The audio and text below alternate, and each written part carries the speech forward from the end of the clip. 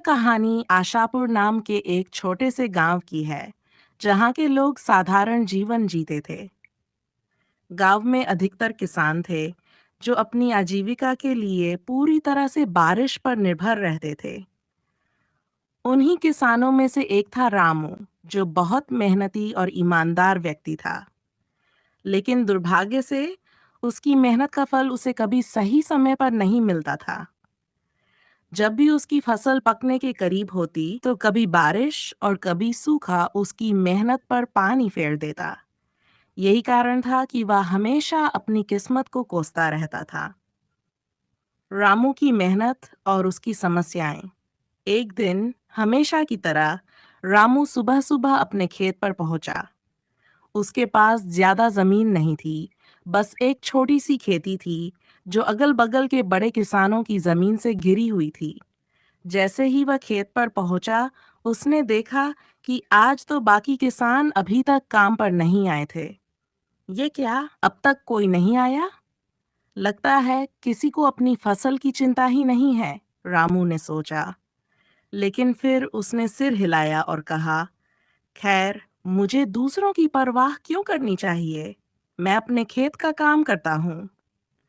रामू ने अपनी कुदाल उठाई और खेत में खुदाई करने लगा। काम करते करते कब सुबह से दोपहर हो गई, उसे पता ही नहीं चला। वह इतने ध्यान से काम कर रहा था कि समय का एहसास ही नहीं हुआ। तभी उसकी पत्नी गौरी खेत पर खाना लेकर आई। सुनते हो, आओ खाना खा लो, गौरी ने आवाज लगाई। गौरी की आवाज सुनकर रामू को एहसास हुआ कि वह कितनी देर से काम में लगा हुआ था। उसने कुदाल एक तरफ रखी और कहा, अरे, दोपहर हो गई, समय का तो पता ही नहीं चला। चलो, अब गौरी आ गई है तो खाना खा लेता हूँ और फिर थोड़ा आराम करके फिर से काम पर लग जाऊंगा। वह गौरी के साथ खेत के पास वाले पेड़ के नीचे बैठकर खाना खाने लगा।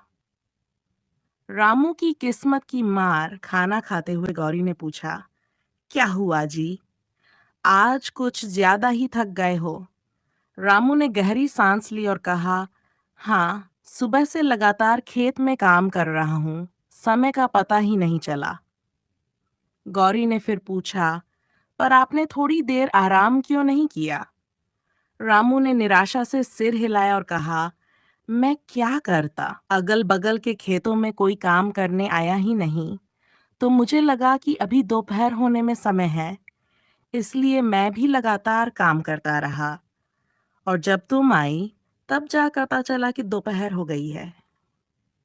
गौरी ने सहानुभूति से कहा, आप इतने परेशान क्यों हो रहे हैं? आपको पता है ना कि मेहनत करने वालों को कभी हार नहीं माननी चाहिए। किस्मत को क्यों कोसना? आज किस्मत साथ नहीं दे रही, पर क्या पता कल आपकी किस्मत बदल जाए। रामू ने हल्की मुस्कान के साथ कहा, हाँ गौरी, पर ये कल कब आएगा? जब भी मैं सोचता हूँ कि इस बार सब सही रहेगा, तो फिर कोई नई परेशानी आ जाती है। कभी-कभी तो मुझे लगता है कि भगवान को भी मुझे परेशान करने में मजा आता है। गौरी ने उसका हौसला बढ़ाने के लिए कहा, आप निराश मत होइए, आप मेहनत करते रहिए। मुझे पूरा भरोसा है कि आज नहीं तो कल आप खुद कहेंगे कि आपकी किस्मत बदल गई है। रामू ने सिर हिलाया और खाना खाकर वापस अपने खेत में काम करने चला गया। हरी का नया तरीका। रामू अपने खेत में फिर से काम करने लगा। तभी उसका पड़ोसी किसान हरी वहां आ पहुंचा। उसने रामू को खेत में काम करते देखा और आवाज लगाई, रामू भाई, क्या हाल है? लगता है आज कुछ जल्दी आ गए खेत पर। रामू ने सिर उठाया और कहा, जल्दी कैसी हरी भाई, दोपहर हो चुकी है, तुम आज कुछ ज्यादा ही देर से आए हो। हरी हंसते हुए बोला, हाँ भाई, आज थोड़ी देर से उठा था, तो सोचा दोपहर का खाना खाकर ही खेत पर आऊं। रामू ने निराशा से कहा, हरी भाई, मैं अपनी किस्मत को लेकर बहुत परेशान हूँ। इतनी मेहनत करता हूँ, फिर भी कुछ भी सही नहीं होता। पिछले साल बाढ़ आई थी, फिर सूखा पड़ा। अब जब इस साल कोई आफत नहीं आई, तो अनाज के दाम गिर गए हैं। हरी ने उसे समझाते हुए कहा, रामू भाई, कब तक किस्मत को कोसते रहोगे? मेहनत का फल जरूर मिलता है, पर कभी-कभी हमें अपनी किस्मत को बदलने के लिए खुद कदम उठाने पड़ते हैं। रामू ने आश्चर्य से पूछा, कैसे? विस्तार से बताओ। हरी मुस्कुराया और बोला, मैं बताऊंगा नहीं, दिखाऊंगा। पहले तुम अपना खेत का काम निपटा लो, फिर मेरे साथ मेरे घर चलो। रामू को थोड़ा शक तो हुआ, लेकिन उसे लगा कि शायद हरी के पास कोई नया उपाय हो जिससे उसकी समस्या हल हो जाए।